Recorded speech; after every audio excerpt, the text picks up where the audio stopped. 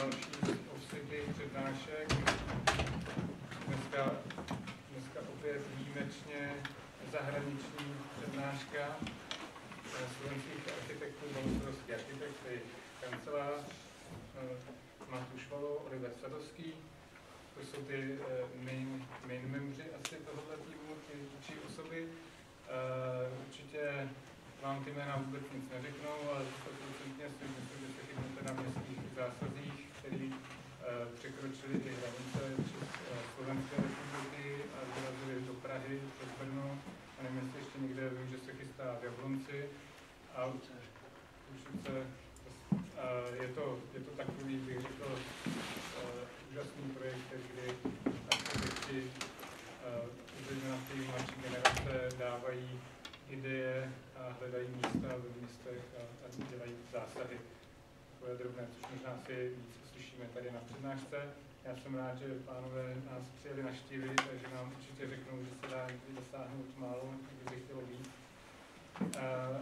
A nechal bych jim asi ten prostor, víceméně to, proč ještě tady jsou, když jsme měli téma tenhle rok periferie, bych jim trochu možná osvětlit, že mi přišlo, že vlastně v rámci těch městských zásazích se zabývá i mnozí lidé právě tou periferií, ať to je nemusí periferie přímo někde na okraji měst, tak je víceméně vnímána, ale vlastně periferie i naší pozornosti, který jsme si už náhodou vytěsnili, nebo už je bereme tak jako daný.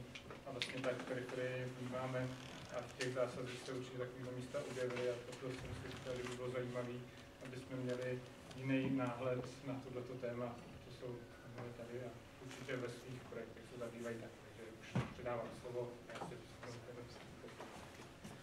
Ďakujem veľmi pekne, dobrý večer.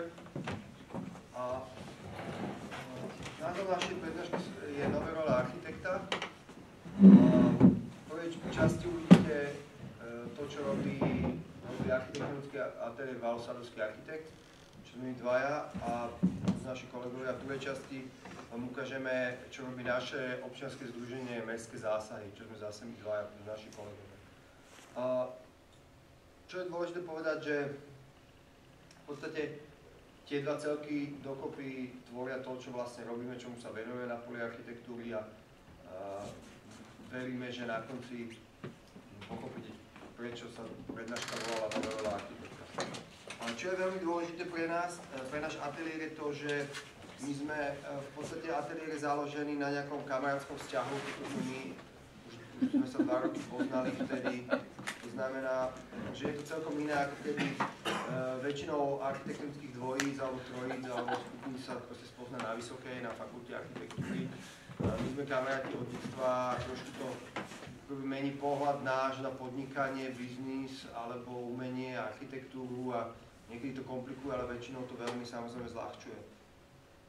Často sú ľudia prekvapení, že my riešime nejaké veci, ktoré majú v podstate dneska už 15 rokov, riešime dozadu, sa o čom vádime. Keď som uvažoval, ako predstaviť ateliér, tak sme si povedali, že možno by bolo dobré robiť cez PF karty. Tak veľmi iba tak zo pár obrázkov. Toto je PF karta z roku 2004. Keď sme začínali, tak ešte ležíme na tráve, to bola celkom pohoda. Toto už je rok 2005, keď sme robili prvú stavbu, nadstavbu strešnú. Vlastne sme mali iba jednu robotu a celú sme ju strávili proste na tejto stavbe s týmto pánom zámočníkom. Celý rok sme dozorovali túto stavbu. V 2007 sme dokončili 21 radových domov, v 2006 teda, to znamená, že sme samozrejme sa museli objaviť na fotke, tiež uvidíme v prednáške. A v 2007 to bol vlastne akože vrchol slovenského developerského boomu, keď aj architekti ako my, to bol mladý tím, mali sme veľmi veľa roboty a už sme proste riešili nejakých zamestnancov a proste sme to nazvali, že zajatí čísel. To ako iba chcem povedať, že tie PF-ky sme si až tak dosť spätne vyhodnotili. Keď sme ich robili, to nebola tá idea, že to zajatí čísel. Len nám to tak sedí teraz, keď sa dozadu pozrieme. V roku 2008 sme založili Mestské zásahy, v podstate občianske združenie a zároveň, ktorého pilotný projekt bol projekt Mestské zásahy. Takže tam sme akože boli na misii, kovboji. V roku 2009 už sme v podstate mali nejaké prvé veci veľmi živé a urobené, čo sa týka mestských zásahov. V roku 2010 sme si urobili nový ateliér, samozrejme sme sa museli pochváliť, takže sa ocitol na PF-ke. A v roku 2011 sú tu zase mestské zásahy s rôznymi inými projektami. Ako som hovoril, tá druhá PF-ka bola z tohto domu, toto je nadstavba na bytovom dome. A vlastne je to až druhý projekt. Dôležité je, že sme určitým spôsobom si vyskúšali na tomto projekte naozaj všetko, čo taký študent architektúry proste si chce ako sníva o tom počas tej vysokej, že si vyskúša. Robili sme tam všetko na mieru, robili sme ako kupovaného nábytku bolo málo, ale sme všetko, akože mali sme takú snahu všetko dizajnovať my. Jednoduchý koncept tejto nástavby bol ten, že tamto vidíte na tom spodnom obrázku, že v podstate mala na strane obývačky jednu podlhovastú ako keby terasu, ktorá zároveň vytvárala možnosť za ňou mať veľké presklenia, lebo vytvárala intimitu, tá zelená clona, ale zároveň trošku robila takú clonu od štvorprúdovej cesty, ktorá sa nachádza pod týmto domom. V podstate tu vidíte akože sen študenta architektúry, dizajnový nábytok a všetko obložené drevom, betónová stena a tak ďalej a tak ďalej. Bol to veľmi dôležitý projekt pre nás. Napravo vidíte tú stenu s tou zelenou. Vlastne tu vidíte celú.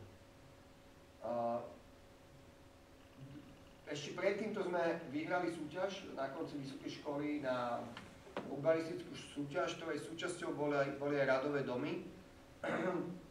A vlastne my sme vyhrali tú časť s tými radovými domami a bol to vlastne toto náš vlastne prvý projekt úplne, je to 21 radových domov. Zase sme si skúšali teraz, ako sme chceli potlačiť ako nejakú grafiku dať na garáže. Robili sme s materiálom, trespou. V princípe veľmi jednoduchý. Ide o zadanie od klienta bolo vytvoriť priestor alebo bývanie pre ako keby rodinný dom pre mestského človeka. To znamená, že ten človek nechce príliš veľkú záhradu a exteriérový priestor vníma skôr ako niečo, kde môže grilovať alebo posedieť si s kamarátmi. Nevníma to z toho hospodárskeho pohľadu. To znamená, že dole bola jasná obývačka, kde sa rodina stretávala. Na druhom poschodí sa nachádza spálňa detí a detské izby a hore je ako keby spálňa rodičov s výhľadom. Mnohí sa čudovali, že sme dali pred výhľad z obývačky garáž a princíp bol taký, že v podstate na druhej strane ulice sme už vtedy vedeli, že sa bude budovať nejaký projekt. Takže teraz vlastne garáž sa stala takým intimným prvkom, ktorý vlastne vytvára určité atrium v podstate spolu s obývačkou. Vlastne, čo je úžasné, dôležité pre architekta vidieť, ako fungujú jeho domy v praxi, tak prvý rok si obyvatelia tých domov dokonca urobili občianske združenie proti tomu developerovi a proste v kuse mali nejaké problémy, tam vyschli kvety a proste bolo tam rôzne problémy a teraz je to proste fantastická susedská komunita, je to strašne zarastené, tie stromy vyrástli. Toto bol rok 2005-2006 a 2007 a v podstate je vždycky veľmi zaujímavé sledovať novú komunitu v nejakom prostredí, pretože v nových štvrtiach mestských takýchto rodinných domov je to tak, že keď sa tam nasťahujú mladí ľudia, tak tá komunita je veľmi silná. A ak tí ľudia starnú, aj tá komunita sa trošku rozdrobuje. No. Tak zatiaľ sú na vrchole tej komunitnosti. Zatvoria tú ulicu celú a robia si tam spoločné také párty na ulici a je to celkom zaujímavé. Toto boli také ranné projekty nášho ateliéru, tak toto je jeden aktuálny. Momentálne nám zabera dosť veľa času, už do pár rokov. Tomuto projektu predchádzala medzinárodná súťaž. Ide o projekt v Košiciach. Predchádzala medzinárodná súťaž, kde boli okrem iných zúčastnení aj Sporinoký z architektúra 269 z Čech. Túto súťaž sme vyhrali. Ide o územie, ktoré je v Košiciach, blízko, z jednej strany je ohraničené, on je to taký trojuholníkový pozemok, z jednej strany je ohraničené cestou, z druhej strany areálom nemocnice a vlastne z tretej strany náraža na existujúcu štruktúru sme mali pocit, že do tohto prostredia musíme vstúpiť s nejakou veľmi jednoznačnou štruktúrou. Takže a keďže sme snažili, alebo keď boli úvahy, alebo skúšali sme zistiť, akým spôsobom dokážeme vykreovať nejakú hustotu v pozitívnom zmysle, takú mestskú hustotu, keďže v dnešnej dobe, keď to svetlotechnické normy a všetky tieto hygienické normy nám nejakým spôsobom determinujú odstupové vzdialenosti, prúdenie slnka, teda svietenie slnka, tak my sme nahodili v podstate, v jednom levele sme nahodili ten ortogonálny, veľmi striktný grid. To sú tie čierne objemy, to sú objemy výškových akože, staveb, ktoré majú určitú výšku od nejakých 6 do 8 podlaží. A spojili sme ich, tie šedé plochy, čo vidíte, sú také spojovacie krčky, ktoré vytvorili z týchto objektov také ostrovy s vlastnými vnútroblokmi. Druhý rozmer toho celého bol aj to, že my sa snažili ako nejakým spôsobom narábať so zeleňou, keďže vieme, že problém verejného priestoru nie je to, že je ho málo, ale má to, že je ho veľa a ideme sa ho k nemu starať, takže my sme sa snažili o to, aby všetky tieto ostrovy mali svoj jasne vymedzený poloverejný priestor, ktorý bol ten komunitný. Takto vyzerá v takejto situácii. Všetky tie zelené plochy sú vnútroblokové priestory, ktoré patria iba tým obyvateľom domov, majú tam prístup, prípadne sú to normálne privátne záhradky. Z tohto projektu sa momentálne realizuje prvá etapa, ktorá sa skladá z dvoch takýchto vnútroblokových objektov a jedného bodového domu. Keďže zadanie bolo striktne také low-costové bývanie, my sme rozmýšľali, že ako dosiahnuť, keďže tam bol veľký tlak na efektivitu, že ako dosiahnuť ešte niečo navyše, nejakú parádu, takže sme sa rozhodli, že v podstate iba ten parter tých domov a tie horné podlažia nejakým spôsobom prinesú nejakú inú kvalitu do toho prostredia. Keď sa pozrite, tak tie strechy, skúšali sme tu vyvinúť rôzne typológie, taká pilkovitá strecha, bytmi, ktoré majú vyššie stropy, tu je tu parter, ktorý je kompletne zarastený popínavou zeleňou a na tomto objekte sme skúšali ešte takúto typológiu, sme vlastne otočili o 45 stupňov dispozíciu a vznikli nám takéto trojuholníkové terasy, ktoré sme kvôli intimite vlastne zakryli takýmito atikovými múrmi s perforáciami. Tie atikové múry s perforáciami zároveň slúžia ako nástroj intimity a smerujú nejakým spôsobom tie výhľady do tých smerov, ktoré sú žiadané a filtrujú vlastne to nepekné okolie, ktoré je naokolo. Zopár záberov z tých perforácií. Momentálne je to v takomto štádiu a do Vianoc by sa malo kolabovať. To je priehľad cez jednu z tých perforácií, smerovanie výhľadu smerom na mesto. Áno, je to ten bodový objekt. Samozrejme, skúšali sme tam rôzne, keďže sme sa mohli baviť iba v medziach omietok, rôzne sa pohybovať iba v medziach omietok, keď sme skúšali aspoň s tými omietkami niečo vymýšľať, takže tu to vznikla takéto Manchesterová fasáda. A toto je zaujímavé, to je náš prvý kopec. Keďže zeminy z výkopov bolo veľa a my chceli nejakým spôsobom vniesť do tohto prostredia nejaký landscapeový prvok, takže sme vytvorili takýto umelý kopec. Momentálne investor troška skeptický, lebo sa mu zdá, že je príliš strmý a že nejaké dieťa spadne a dole sa napichne na svietidlo. Takže ale riešime to momentálne. Toto je projekt interiéru v Bratislave. Je to interiér pre sídlo firmy, ktorá sa zaoberá ekonomickými informáciami. Je to takéto výrazne v budove elipsovitého tvaru, čiže kompletne sklenená. Sme uvažovali, ako dosiahnuť nejakú meniteľnosť alebo nejakú variabilitu toho priestoru.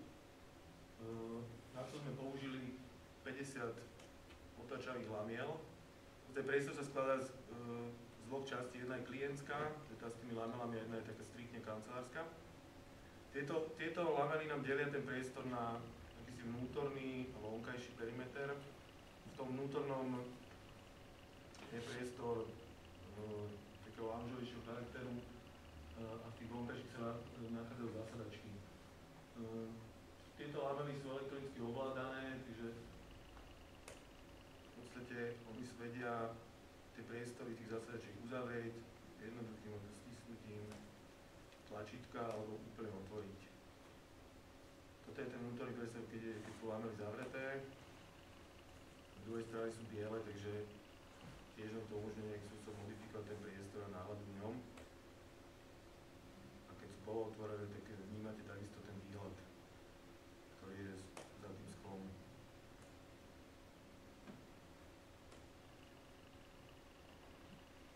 Záberu interiéru. Recepčný pult. Tiež je to interiér, ktorý sme si vyskúšali dosť veľa rôznych vecí v poslednej dobe, napríklad tento koriánový pult, elektronicky otačané panely, opäť dia. Klient je veľmi šťastný v tom priestore, ale zistil, že nejak zle nastavil to zadanie a chýbajú mu pracovné miesta. A tento celú klientskú časť má značne predimenzovanú. Toto sú dva domy v Bratislave, ktoré sa momentálne dokončili. Špecifické na tomto zadaní bolo, že tieto dva domy boli stávané v podstate na biznis, to znamená, klient ich nestaval pre seba, ale s úmyslom ďalej ich predať. Zohnal veľmi komplikovaný pozemok a samozrejme mal snahu tam dať dva plnohodnotné domy, čo sa nám nakoniec podarilo. Celé zadanie bolo vlastne o tom, ako získať, alebo respektíve ako zachovať nejaký pomer intimity v jednotlivých domoch. Toto je pohľad na ten horný dom. Obidva domy sú výškovo oddelené. Ten spodný dom je o jednu úroveň nižšie, takže z toho horného domu vnímate iba jedno podlažie z neho. Toto je pohľad z toho spodného domu. Každý dom má nejakú si exponovanú časť do tej záhrady smerom s veľkým presklením a nejakú intimnú časť smerom do zadnej časti k tomu lesu. Nejaké rámovanie aj tých častí, ktoré mieria do tej záhrady v tejto veľmi úzkej štruktúre. Sme sa snažili nejakým spôsobom rámovať a zjemniť a prípadne dosiahnuť nejakú intimitu. Toto je priestor v zadnej časti, ale také intimné až japonské pátio. Toto je dom, ktorý tiež sa momentálne dokončuje. Je to dom, ktorého stavba už trvá nejakých 5 rokov, ale myslím, že zdarne sa darilo dokončiť. Je to dom v Bratislave. Opäť nebolo to jednoduché miesto, nachádza sa blízko rušnej komunikácie, ale zase zároveň blízko Horského parku, čo je jedna žiadaná a veľmi pekná lokalita Bratislavy. My sme sa tento dom rozhodli na tej malej scénke, vidíte, v podstate celý orientovať do záhrady, maximálne ho otvoriť do tej záhrady a tá časť, ktorú vidíte uzatvorenú, ktorá je hore, je orientovaná k tej ulici, respektíve smerom k tej ceste. Takže z ulice sa zdá dom naozaj veľmi introvertný, naopak do záhrady majú všetky izby vlastne výstup spolu s kúpeľňami. My tento dom voláme 1,5 domu a ide o to, že pod touto zalamovanou strechou skrývajú rôzne priestory. Pod zalamovanou strechou v obývačke je napríklad vzniká veľkorysejší priestor, ktorý púšťa západné slnko a v tej detskej časti nad detskými izbami sa v tej zalamovanej streche skrývajú také detské platá, kde výjdu po rebríku a majú tam svoje izby. Toto je pohľad do obývačky s tým svetlíkom, ktorý púšťa západné svetlo. To je pohľad z druhej strany tej obývačky s oknami do záhrady. Jednoduchý pohľad z ulice. Susedia sa samozrejme uškrňali išli okolo a majiteľom hovorili, že čo tam majú za strieľne, ale nakoniec keď ich zobrali hore, tak ich pochopili, o čom je ten dom.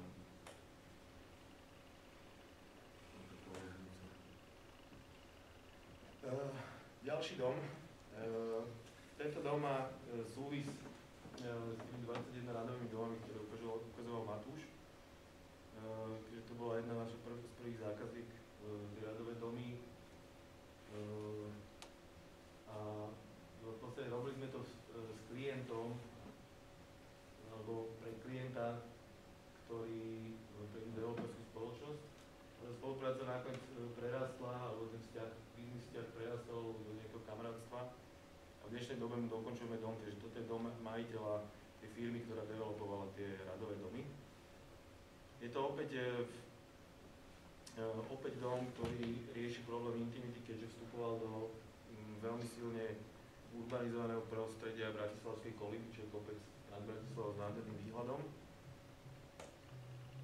Jednoduchý koncept, dom v jednej úrovni s vnútornou záhradou. Všetky steny smerom k susedom sú maximálne uzavreté a smerom na výhľad obývacia časť maximálne otvorená. Toto je teraz veľmi častá fotka, dokončila sa bránička, z ktorej sa veľmi tešíme, z perforovanej trespy. A my sme to chceli od začiatku robiť tak, že to vstupné pátio, malý priestor, ktorý je zhora otvorený, bude takým priestor, ktorý je nejakým spôsobom pripraví na ten vstup do toho domu. Troška taký priestor, kde si vydýchnete a vstúpite do toho domu. Chceme ho vyslovene robiť taký meditatívny. Tak toto vyzerá smerom od výhľadu, respektíve obývačka smerom k výhľadu, pribudovaný takýto bonsai. Keď klient sa teší z neho, tak nemáme mu to srdce. Mohli sme ho vyťať. Chceli sme ho vypíliť, ale nemali to srdce. No, takže dotvoril to aj takýto bielým štrkom, ale... A už je tam aj svetlo teraz. No, svetlo? Na svetlo. A už je tam aj svetlo. A toto je pohľad do toho atria, do toho pátia, do ktorého sú orientované napríklad detské izby a spálňa. Nakoniec som skončil umelý trávnik a čiže sme mali najprv problém, ale sme tam chceli živý trávnik, ale nakoniec sme rádi, lebo sa stal toto pátio a to je súčasťou toho interiéru, že v lete, keď sa to otvorí, tak v podstate je to predĺženie tej obytnej plochy. Toto je projekt, ktorý je vlastne tejto súťažný návrh, bude súvisieť aj dosť tým, o čom hovorí ešte Matúš o mestských zásahoch.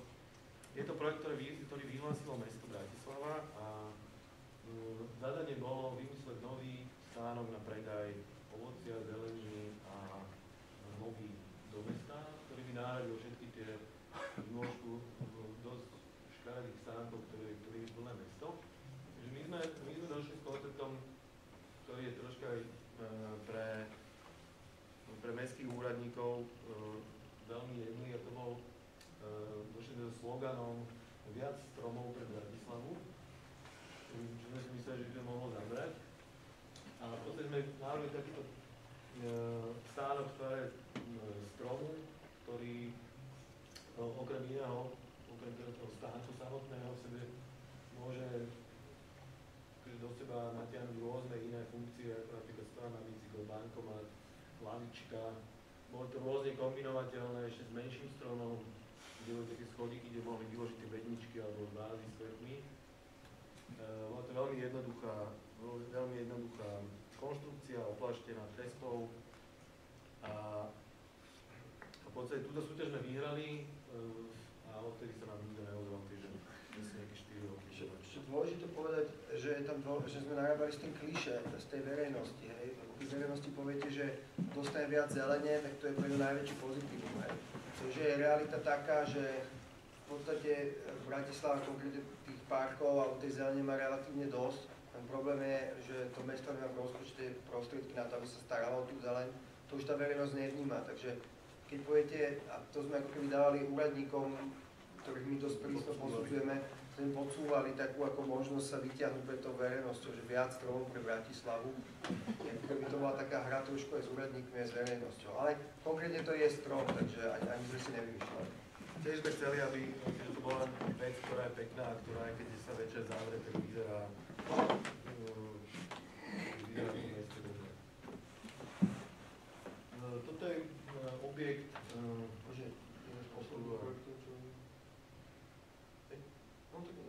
je to opäť jeden projekt, ktorý momentálne je jeden z posledných a už momentálne je v realizácii. A je to projekt, ktorý developuje veľké územie v Záhorskej Bystrici, čo je taký satelitná časť Bratislavy, kde predáva luxusné domy rodinné. Toto by bol taký akože klubový objekt pre obyvateľov toho celej tej komunity, tých záhorských sadov, alebo ako sa to volá. A v podstate išlo o to, že je to objekt, kde si môžu ľudia z tých okolitých domov urobiť svoju oslavu, je tam detské ihrisko, to je proste taký clubhouse. My sme opäť došli veľmi s takým jednoduchým konceptom, aspoň pre nás, to robí také jednoduché, na to dojdeme. A je to proste strecha. Koncept strechy, ktorá v jednej časti skrýva nejaký interiérový priestor, v druhej časti prekrýva sedenie s krbom a chráni pred dažďom, slnkom a tak ďalej. A vlastne v tej náruči, ktorú vytvára, je detské ihrisko. Už keď sme tam vymysleli túto betónovú strechu s týmito otvormi kruhovými, tak sa rozbehlo aj vzorkovanie a nakoniec sme zistili, že to, čo nám sa zdalo také strašne jednoduché, že vytvoriť betónovú strechu z otvorní, až také jednoduché nie je, takže tam sa hľadá skúsený realizátor. Toto je projekt tiež veľmi aktuálny a je to jeden z mála projektov, ktorý nie je pre súkromného investora. Je to mestská časť Rača, ktorá vyhlásila takú súťaž na štúdiu rekonštrukcie amfiteátra v Rači. Momentálne sa toto územie nachádza v stave takom, že amfiteáter vyhorel pred pár rokmi. Celé to biele, čo vidíte, je asfaltová plocha, ktorá je absolútne eliminovaná. A to zelené, čo vidíte, je stúpajúci taký zelený masív, ktorý prechádza do kopca.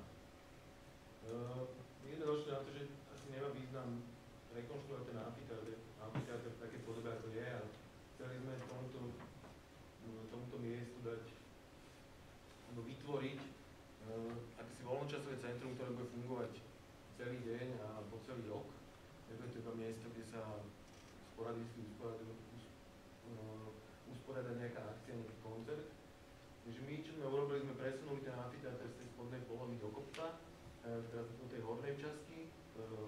Ten prírodzený svah sme využili na to hľadisko a v podstate ten priestor, ktorý nám ostal, nebolo málo, tak sme využili na multifunkčnú športovú plochu, ihriska, do svahu sme ukryli, dokonca opäť tam bolo aj opäť sme mysleli na to, keďže to je pre úradníkov, to je pre ľudí, ale úradníci to budú tým ľuďom prezentovať, tak sme sa zamerali na to, aby neubudlo v tej zelene.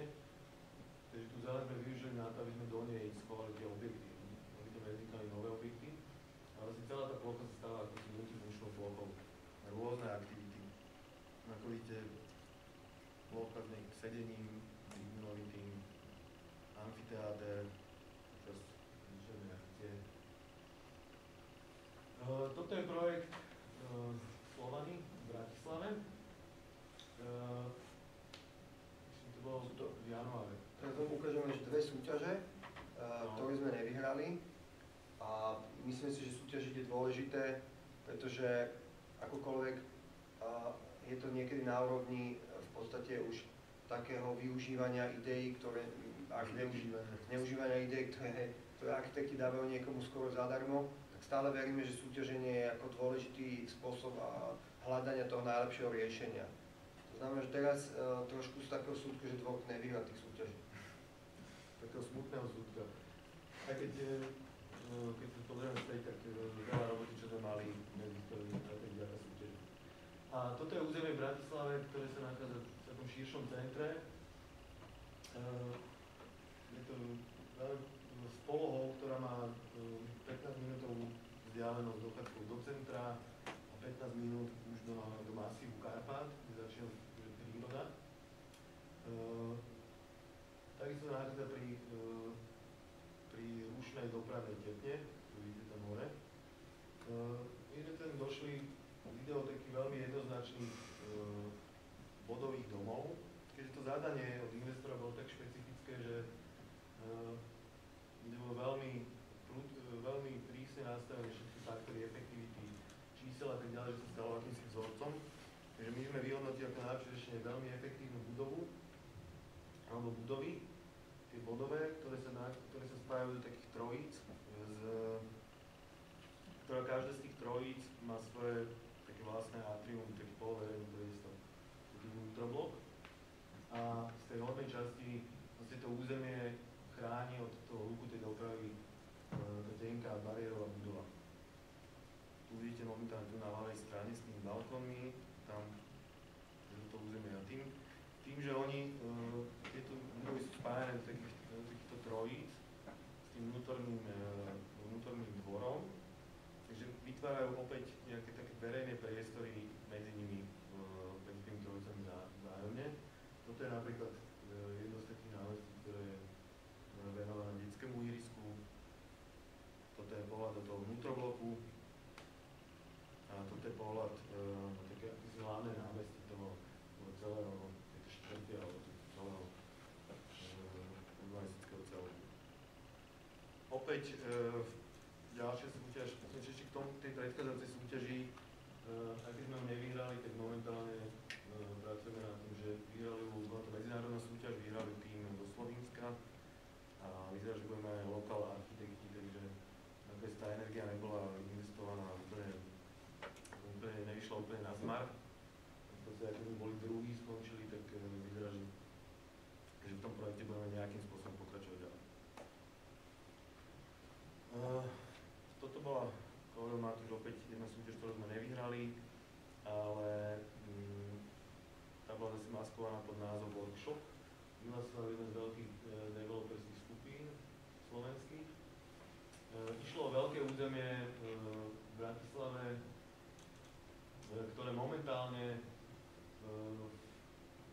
alebo už historicky športovú funkciu, respektíve sú tam rôzne športoviská, je tam futbalový štádion, ktorý je nefunkčný. My sme sa zaoberali tým, že ako túto náplň toho športoviska, je to napríklad plaváreň, ako túto náplň toho športu dostať do toho urbanizmu, alebo respektíve ako využiť ten potenciál toho športu, alebo respektíve vyskúmať, aký vlastne potenciál, či sa dá použiť napríklad šport ako zeleň. Keďže sme zistili, že väčšina tých športových ploch sú aj tak zelené, futbalové ihrisko je krásny trávnik v podstate, tak my sme sa rozhodli, že v podstate zoberieme všetky tie športové funkcie a naskladáme ich do takého pásu, ktorý pôjde celou tou štvrťou.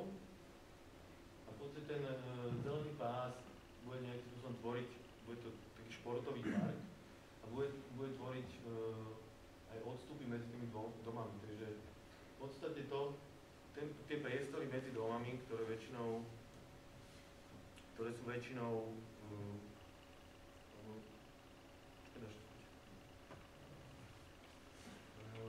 tie priestory medzi tými domami chceli nejakým spôsobom im dať nejakú funkciu, nejakú udržateľnosť, nejakú kvalitu. V podstate vznikol nám takýto športový pás v takomto tvare.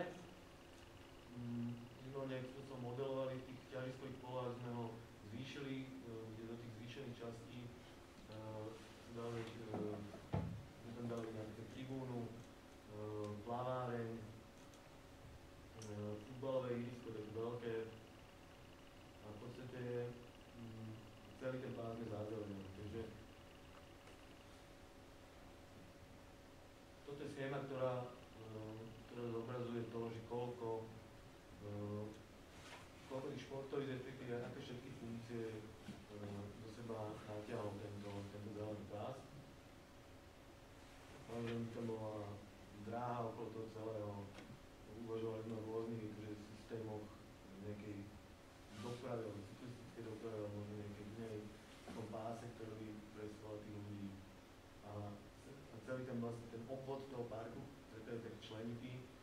benefitoval čo najviac fasád, ktoré smerujú do tej zóny. Samozrejme tie ostrovy, ktoré vytvoril, sú naplnené rôznymi typológiami, rôznymi typmi domov, takých akože naozaj megablokov po klasický blok alebo bodovú výstavu. Pár vizualizácií, ktoré asi klienta nepresvedčili a nakoniec sa rozhodol pre tú konzervatívnejšiu variantu. No, toto je fotka, ktorou ukončíme túto sekciu a je to kúpeľňa na chalupe Palušových rodičov, kde sa chodíme rekreovať. Tam sme vytvorili takúto jednoduchú drevenú kúpeľňu. Je to absolútne magické miesto, takže Prečo to ukazujeme? no. Čo je na tom strašne zaujímavé, je, že my konkrétne to, my dosť riešime, ako sa architekti komunikujú s verejnosťou. Je to jedna z našich vecí, ktorú riešime a to znamená, že máme nejaký náš facebookový profil, všetci radi, keď tam kliknete a ukazujeme tam rôzne tieto fotky, ktoré ste videli a tak ďalej. A keď sme tam dali úplne túto jednoduchú vec, úplne jasnú vec, v podstate je to drevená kúpeľňa pri starom kamennom dome, tak to malo najväčšiu akože pozornosť ľudí, ktorí sa zaujímajú o náš facebookový profil. Proste jednoduché veci, tých ľudí stále najviac zaujímajú jednoduché veci úplne jasné a pre nás to bol, pre mňa to bol dosť silný signál. Na tejto fotke tá kúpeľňa je úplne nová, ale rodičia ju natrili proste bez toho, aby to svojho konzultovali nejakým lákom, ktorý po prvom daždi začal sa zmývať a Šklavírny lak. Hej. Čo je dôležitá, ale súčasť našej práce architektonického